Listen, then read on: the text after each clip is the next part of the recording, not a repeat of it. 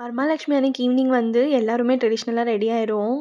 Usually நான் sorry கட்ட மாட்டேன். பட் இந்த ஃபெஸ்டிவலுக்கு மேண்டேட்டரி சாரி கட்டி தான் ஆகணும்.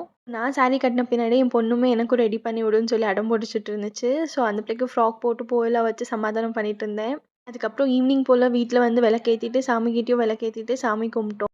அன்ஃபார்ச்சுனேட்டா என்னன்னா, எங்க பில்டிங்கில வந்து எல்லா கேர்ள்ஸ் தான் இருக்காங்க. யாருமே மேரிட் இல்ல. பிகாஸ் எல்லாம் ஸ்டூடெண்ட்ஸ் தான் இப்ப படிச்சுட்ருக்காங்க. ஸோ அவங்களெல்லாம் இன்வைட் பண்ணியிருந்தேன். அவங்களுக்கு கொஞ்சம் டிஃப்ரெண்ட் எக்ஸ்பீரியன்ஸா இருக்கும்னு சொல்லிட்டு. பிகாஸ் அவங்கலாம் கேரளாலேருந்து வந்திருக்கிறதுனால, அவங்களுக்கு இந்த எக்ஸ்பீரியன்ஸ் அங்க கண்டிப்பா கிடைக்காது. ஸோ அவங்களும் வந்து டிஃப்ரெண்ட்டா பார்த்துட்டு இருந்தாங்க. இப்படியெல்லாம் பண்ணுவாங்களான்னு சொல்லிட்டு. அதுக்கப்புறம் என் கசின் சிஸ்டர் வந்திருந்தாங்க. அவங்க குங்குமம் எடுத்துலாம் வைக்கிறத பார்த்துட்டு, என் பொண்ணுங்க வந்து எனக்கும் வச்சுடுன்னு சொல்லிட்டாங்க. ஸோ அவங்களுக்கும் அப்படியே அவங்க மாதிரி வச்சுவிட்டேன். வீட்ல வந்து அதுக்கு தான் கேர்ள் பேபிஸ் இருக்கணும்னு சொல்றது. மகாலட்சுமியே வந்து எங்களுக்கு பிளெஸ் பண்ண மாதிரி இருந்துச்சு. அவங்க 2 பேர் ஃபேஸ் அவ்ளோ சிரிப்பு. அதுக்கப்புறம் எங்க பில்டிங்கில இருக்கவங்கலாம் வந்திருந்தாங்க. அவங்க ஆச்சரியமா பார்த்துட்டு இருந்தாங்க. இப்படியெல்லாம் சாமி கும்பிடுவாங்களான்னு சொல்லிட்டு. ஸோ அவங்களுக்கும் மஞ்சள், குங்குமம் எல்லாம் குடுத்துட்டு, பூவெல்லாம் குடுத்துட்டு உட்காந்து கொஞ்ச நேரம் கதை பேசிட்டு இருந்தோம். அவங்க காலேஜ் லைஃப் எக்ஸ்பீரியன்ஸ் எல்லாம் என்கிட்ட ஷேர் பண்ணிட்டு இருந்தாங்க. ஸோ இதான் இன்னைக்கோட விளாக்.